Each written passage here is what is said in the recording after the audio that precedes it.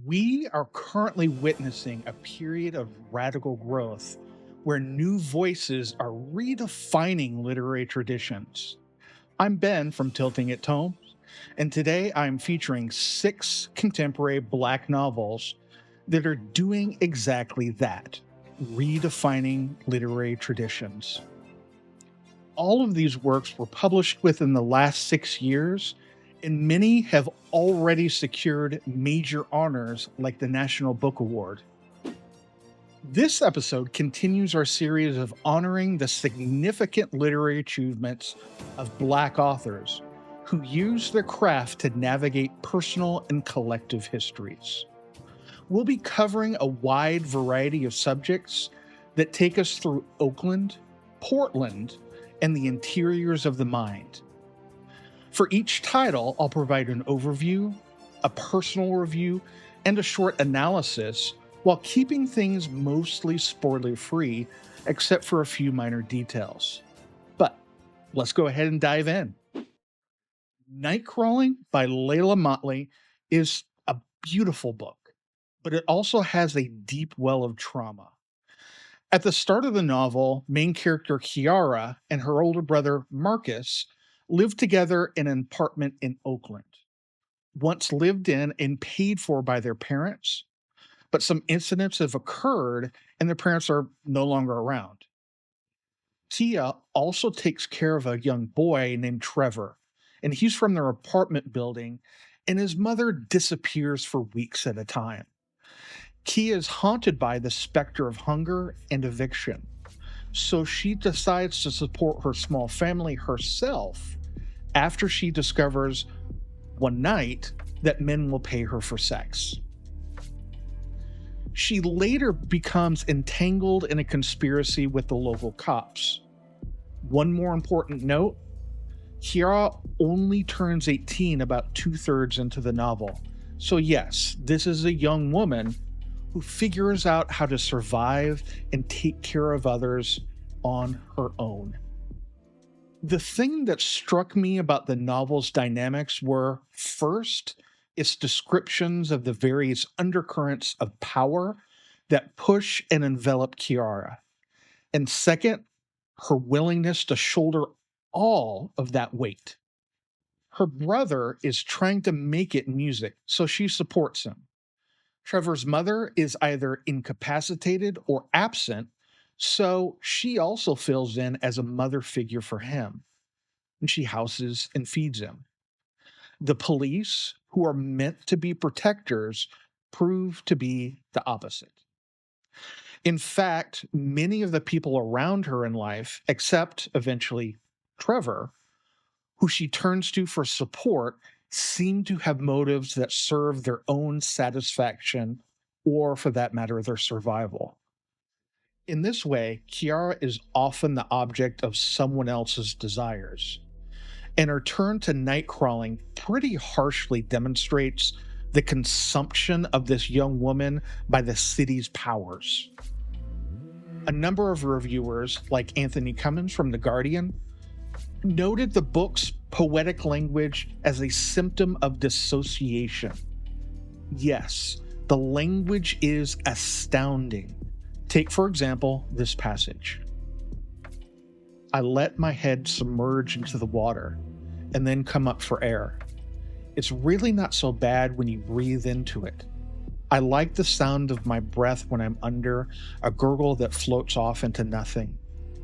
If this was the bay, I'm sure every sea creature would hear my sounds travel through the molecules. Nothing got an end in the water.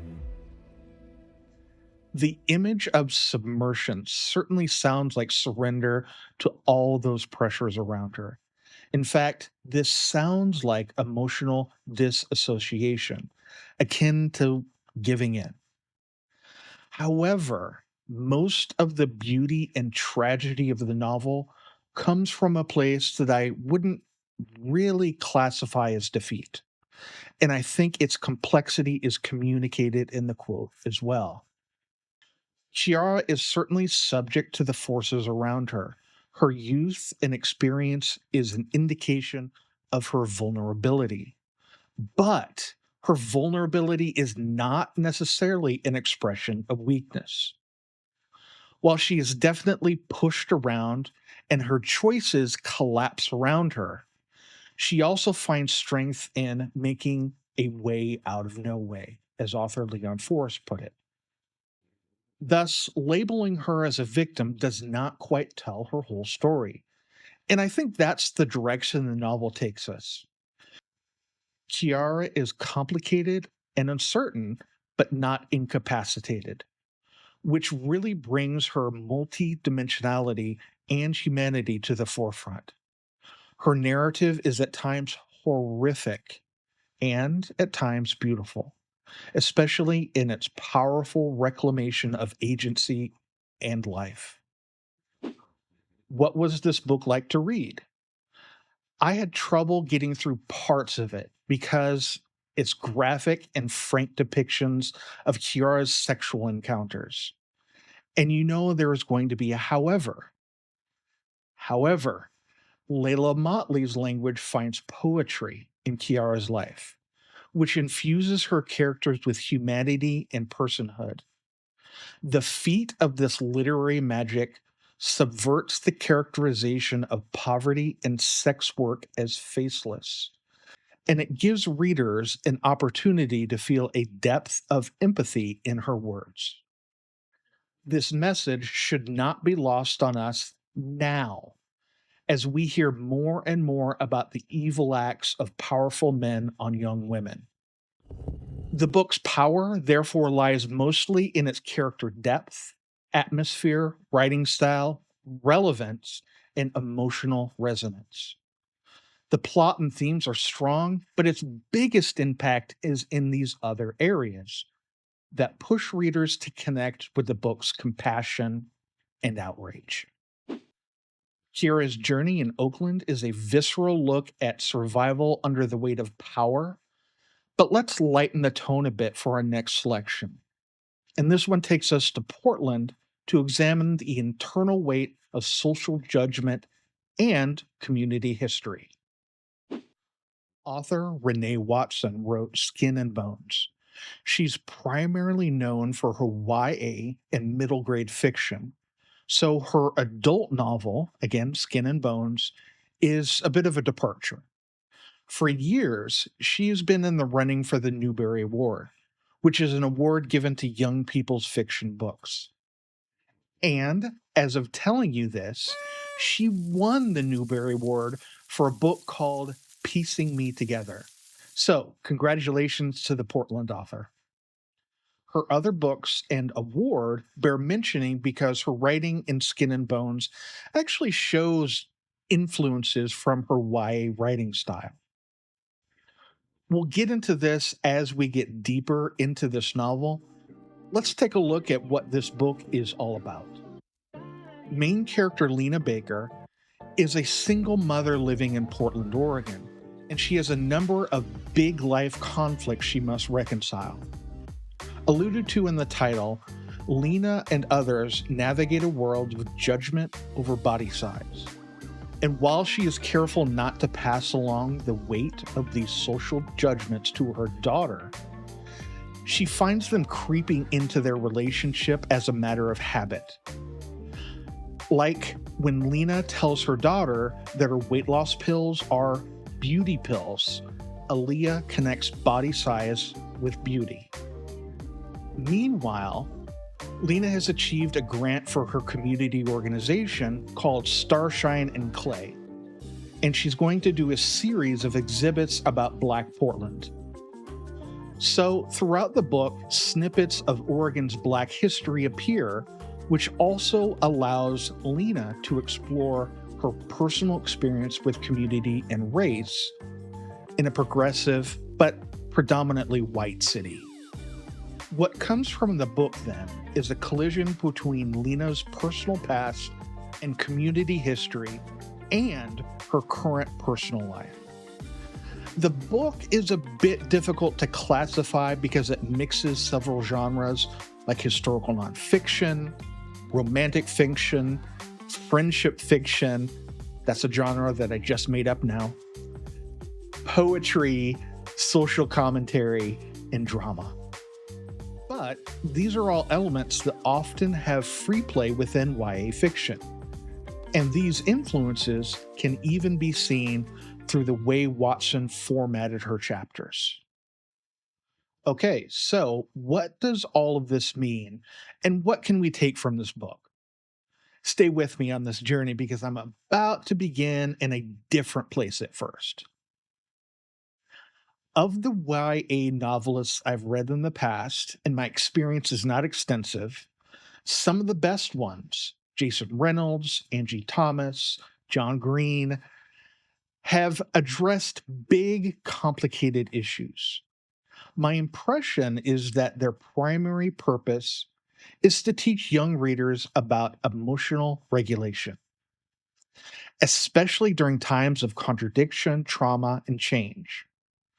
That is, they try to show teenagers how to pass into adulthood. Here's the connection. This is the pattern Watson has taken from her own Newbery Award winning experience over to the adult literary fiction genre. In Skin and Bones, she poses contradictions in a similar pattern as YA novels. Rather than young readers passing into adulthood, her novel focuses on a new but ill defined transition of adults into new phases of their lives, in this case, middle age. For example, Lena tries to understand how to be a mother, leader in her community, and to be accountable to others for her actions. Her friends also transition from younger, independent millennials to adults who are responsible not just to themselves, but also others. Together, they navigate changes in which there are no clear guidelines for middle age. But the one constant is friendship and community. It's not that their problems have solutions. Rather, they come to understand that community will be there through the challenges. Because Watson's novel presents many unanswerable conflicts, readers are also asked to reconcile larger social issues with history, race, and size. And these often have no clear endpoint or answer, just like in real life. This is the case with Portland, a city Lena and friends expressly love, but as we see through the snippets of real history, it has many contradictions between its progressive present and racist past. Thus, Watson's lens gives us a sense of adulthood as a series of such moral and ethical struggles. This novel is for readers who love a mix of genres with a heavy dose of romance and realism. While the novel did not have any particularly explosive events, there is one at the novel's climax that brings together all of the main characters' choices in one effect. The fabric of this event is well established earlier, and later, the execution makes a clear and insightful point about motherhood and everything else. Because Watson successfully maps current conflicts into her story, Skin and Bones receives a 5 for relevance. Characters, themes, and writing style all contribute to a successfully crafted story. Finally, the atmosphere and the plot were not of particular emphasis because of the novel's structure, but they are carried by other aspects of the novel. Our next book moves us through tensions between women's personal lives and conservative community expectations. Disha Philya's raw and frank discussion of secret sex lives reveals women's hidden lives outside the church. Officially, Disha Philya's The Secret Lives of Church Ladies is a book of short stories, but their interconnectedness in subject and theme makes this an inadequate distinction. The stories appear to mirror and reflect one another, and each story is a part of a whole that dramatizes Black women's lives in a conservative church-going community. Thus, we see how these figures live through and figure out the contradictions to their own approaches to life. The first story tells readers about two friends who meet in a hotel each year for a one-time sexual encounter. One friend laments the sins of their actions and worries about violating her faith. The other believes she's found something sacred in their mutual act. The tension at the heart of the binary foretells the uneasy dynamic of the rest of Filial's book. Each story is a lens for a different aspect of a woman's relationship with church dogma and power. My personal favorite in the book is a story called Peach Cobbler that relates a young girl's upbringing under a mother whose main role in life is to please her philandering pastor's sexual desires. The young girl connects the act of making peach cobbler simultaneously with the pastor's visits to their house and her mother's lessons on sweetness. The young girl learns that sweetness means submission, but as she comes to know about her mother's deeds, the young girl learns that sweetness is more like a mask to hide years of bitterness and unjust living. Ouch. I hadn't intended these books to have so many similarities, but as I'm hearing this, I can also hear a little bit of Skin and Bones, which also features a lot of struggles between key characters, lived experience, and their expectations of their church community. There is a little bit of church in Skin and Bones as well. Whereas a comparison with Nightcrawling may actually reveal more about secret lives, powerful men who exploit women's vulnerabilities. Both of these themes are certainly present. But as I was reading this book, one main idea stood out. The Secret Lives exposes characters' vulnerabilities in a way that's stark and disarming. The talk about sex is frank and descriptive. The emotions are raw and honest. This amount of tenderness is in sharp relief to the stinging, rules clad order of conservative religiosity. By contrast, the many sanctified violations by male pastors and social expectations further heighten the effect of the collection's sensitivities. However, the book is relatively neutral on religion itself. It seems to be more of a lifestyle. And it seems more so to find fault in the misuse of church power by corrupt male leaders. It's as if we can see it like this. The mechanisms of the community and connection have been violated and corrupted primarily by authority. The women in the book, then, find the promise of the sacred and divine in themselves and what's behind their secrets, rather than the old, stale hierarchies. This book is successful in a large number of areas. The character depth, writing style, the creativity of the themes, and of course, the collection's emotional impact rank extremely high. This book is a welcome surprise, and I can see why it's been taken so well by readers and reviewers. The format of the short stories are more weighted on these former categories, which left a little less space for setting, plot, and relevance. But these last elements are not the purpose of the collection. These aspects of the book feel more neutral or functional, while some of the other parts of the book feel more successful. Next, Angela Flournoy's The Wilderness is a follow-up to her other excellent novel, The Turner House. The novel follows 5 friends across a major life transition from their 20s to middle age. Sound familiar? If this sounds familiar, yes, Flournoy's book has some overlap with previous selections from this video, Skin and Bones. Again, that was not intended, but it's always a good surprise when these connections come up. I would like to make a slight detour here before getting back to the book.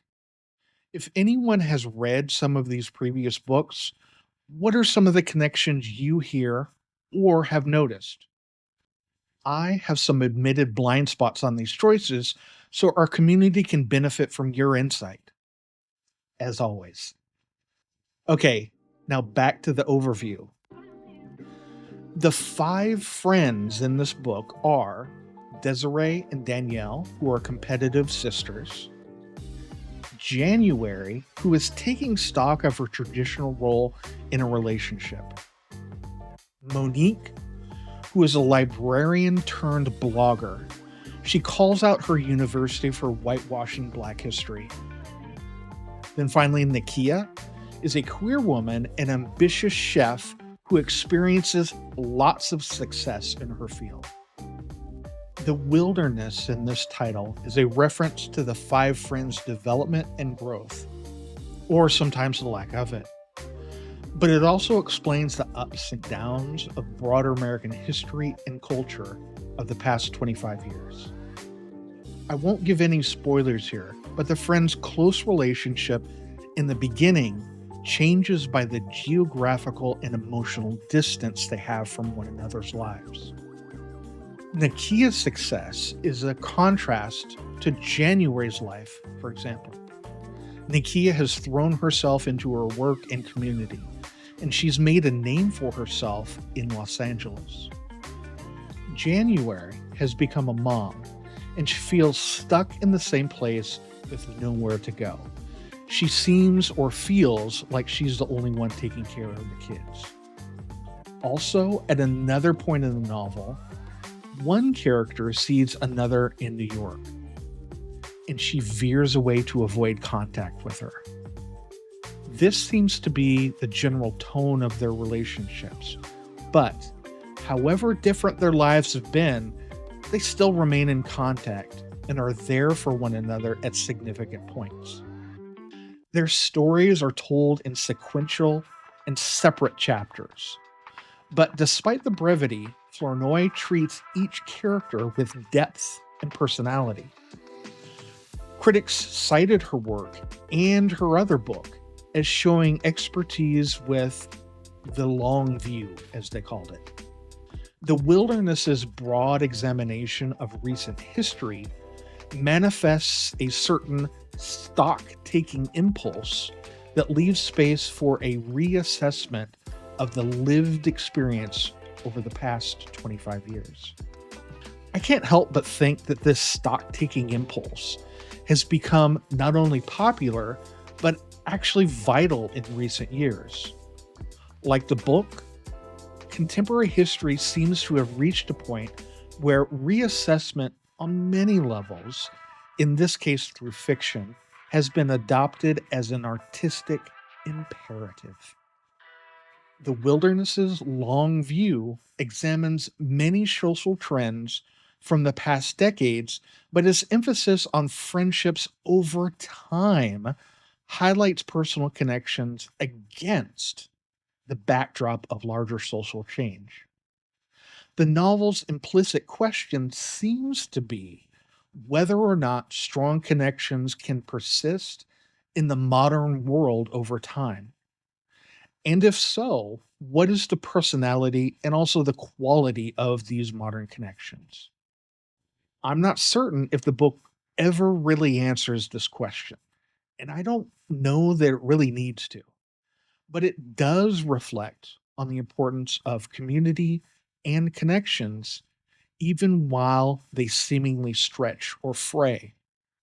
While the majority of the novel is spent developing characters, Flournoy sneaks in occasional passages that diverge from the book's narrative focus on the characters' everyday lives. During one such instance, a character laments the market for online creators and influencers. The narrator interrupts the meditation on social media with this insight. The more powerful a person was, a politician, a celebrity, or even just a person who made a good living online, the more they seemed fine with or were determined to be silent about the preventable misery of others, whether they be Palestinian, Sudanese, Congolese, or Haitian. Other brief statements like these break the narrative. And while they initially appear to be little more than asides, I've increasingly come to the conclusion that they may actually be the point.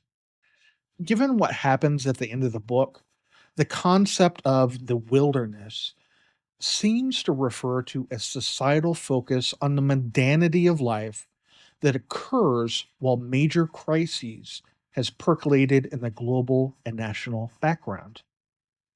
But the novel's specific focus is how the five women's lives are lived in a modern landscape whose crises eventually culminate in a personal and local explosion. Flournoy's book was longlisted for the National Book Award, and it was a finalist for the Kirkus Prize and National Book Critics Circle Award. But it may have been overlooked because this is a deceptively straightforward book about just friendships. However, as mentioned before, its story about five friends belies a broader, long view narrative about personal lives amidst the building crises of the past several decades. Its skillful approach to the impact of the story yields high marks in plot, intellectual impact, and relevance. The success in areas like character depth, setting, concept, and writing style show that Flournoy is on the verge of more major national recognition in the future. I loved Flournoy's other book, The Turner House, and she built on that success with The Wilderness. The next novel takes us from realism to surrealism. Jason Mott's frenetic, darkly humorous pace and postmodern puzzles push us deep into psychology and trauma. The next book on this list is a hell of a book. No, but seriously, it's called A Hell of a Book. It won the 2021 National Book Award and is written by Jason Mott. And don't worry, he also makes that joke several times in the novel, so you know, like me, the book has a great sense of humor. The story itself is a bifurcated narrative, but also might be trifurcated because it's split into two, possibly three stories. I say this because some aspects blend into surrealism and the perspectives get cloudy at times. Soot, a young character, begins the novel in hiding, and his proud parents pretend to look for him while playing along with his joke. This is an endearing scene, but after his parents find them, their conversation reveals the sad lesson behind his hiding. His parents, in an effort to protect their young black son, teach him how to be invisible. For those of us who have heard of or read Invisible Man, you'll know the tragic significance of this lesson. And frankly, this life lesson extends beyond the metaphor in Ellison's books. On the one hand, his parents teach their young son to avoid bullying, and on the other, they worry that his skin color puts him in danger. At the beginning of the book, Soot is only 5, but this threat hovers over the rest of his life as a constant specter. The other character, named only the author, is an intentionally metafictional and ambiguous representative of Mott. But readers should be careful of writing Mott too closely into his character or the book. The author is on tour, And through the novel, he gradually unravels during an increasingly alcohol fueled binge. So when he begins to see visions, the exact nature of his hallucinations are uncertain. But his conversations with a mysterious figure called the Kid grow progressively deeper with the story. Soot and the author's narratives run parallel to one another, but their connections are also uncertain even as the boundaries of the reality begin to fade. What begins on a note of sadness and ironically humor eventually becomes a darker psychological drama. Okay, before we get into the analysis, here's a pro tip. In this analysis, I'm about to employ an overused term, but I think that it applies to this novel. Postmodernism. Postmodernism is an often vague body of theories, and the definitions have been debated for a couple of decades now without a real clear conclusion on what postmodernism is. There are actually several camps to some of these theories. So, the definition that I would like to use here is the thematic one. Its two main components are that postmodernism collapses distinctions between high and low culture. So, that one comes from an author named Frederick Jameson. And two, that postmodernism is also self defeatingly self referential. And that self referential comes from a theorist named Habermas. Okay. Mott's use of postmodern techniques calls back to authors like Ishmael Reed, Colson Whitehead, and John Barth, especially in his short story book called Lost in the Funhouse. For example, the self referential aspects of the book are a comment on writers generally and the function of fiction more specifically. The author, by which I mean the character in the book, comments at one point, "My therapist says that my condition is related to some sort of trauma of my own that I've experienced." She talks about trauma in relation to that root from which things grow metaphor from before. She says that something made me break the boundaries between reality and imagination. She says it's not good for me. I say it's got me this far, so why stop now? The novel has several callbacks to this moment as the concern of the author, and actually also maybe the author. He wonders if writing fiction is a cover or a defense holding back trauma that he has not yet addressed.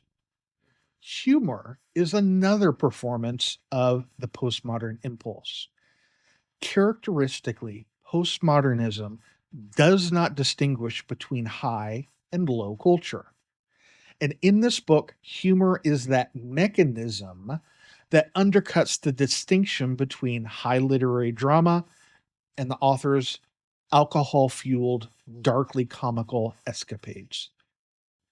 At this point, you may be sensing an important theme in this interpretation, and that is the word trauma or the concept trauma. The postmodern elements previously mentioned are importantly the way through which the author character defends against the collapse that threatens his story. Mott's fiction is strong, but this review that I'm about to do may also reveal my particular bias. And my bias is that I love form and non-linear narratives. Indeed, some of the contemporary style that you often see in fiction. The two lowest categories of this book are character depth and setting. But this is a short book, and its frenetic pace does not really seem to allow the story to slow down or even stop to settle on a character or setting. So That's understandable. The exception is Soot's side of the novel. He's an awkward kid. So fittingly, the book slows down in spots to an excruciatingly descriptive pace that allows Soot's emotional pain to really sink in. Oof, ouch. However, these parts of the book are still very well done. In every other category, this book excels. Its attention to plot and structure shows in the surreal puzzle work that is sometimes the narrative. Mott also has a lot of control over style in this book. Specifically, he manipulates tone to an impactful effect. Finally, the ending is tough and it hits hard. But I was so impressed that I almost started clapping like I finished watching some kind of performance because everything comes together so well. And in fact, everything the author has written to that point leads into the climax. The subject matter is difficult, but the craft is significant. I'd recommend this book primarily to lovers of postmodern literary fiction, but I'd also think that the short length may make a hell of a book accessible to pretty much a wide audience.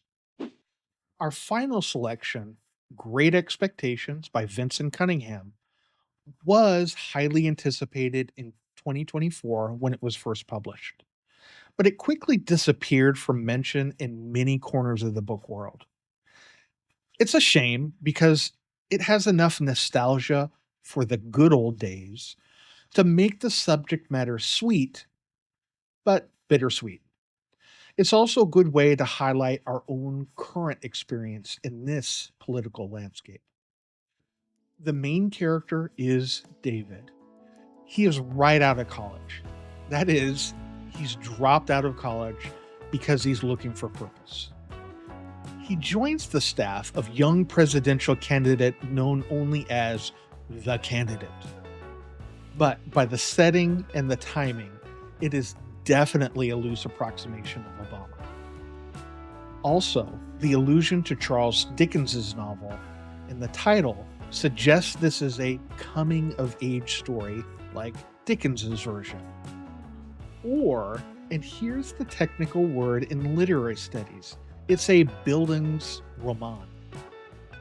And don't worry, you are free to take that word with you to cocktail parties and impress people. David's story follows him through a relatively short time span as he goes from innocence to experience. The book does not really have any bombshells in this regard. However, he does see some seedier sides of politics, checks, donors, and such. The appeal of this book is its nostalgia. I fear that after reading this book, many of us may long for moments when competence reigned and chaos was not on the weekly menu.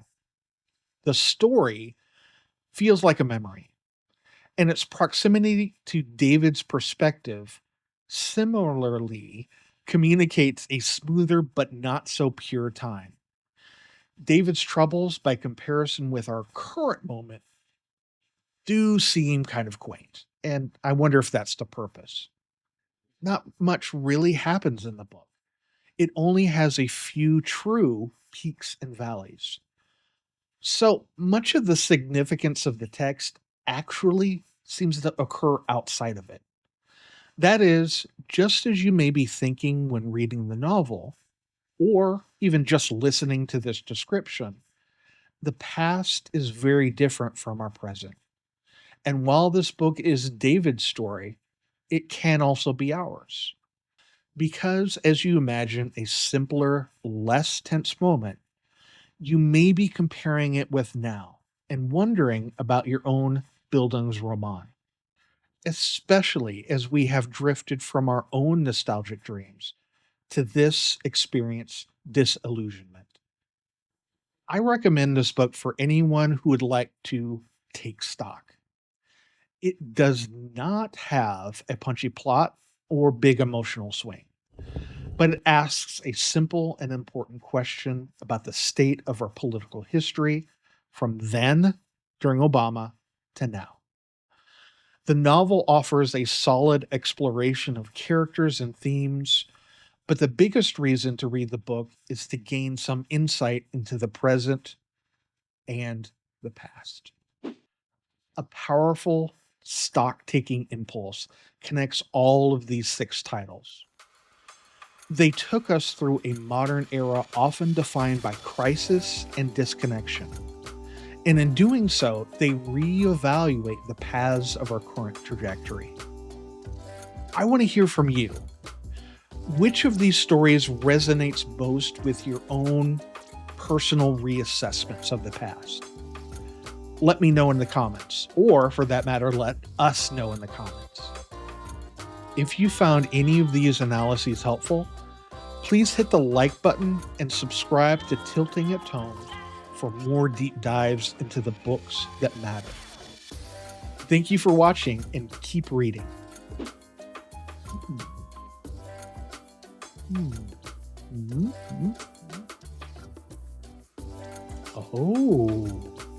Oh. Yes, good point.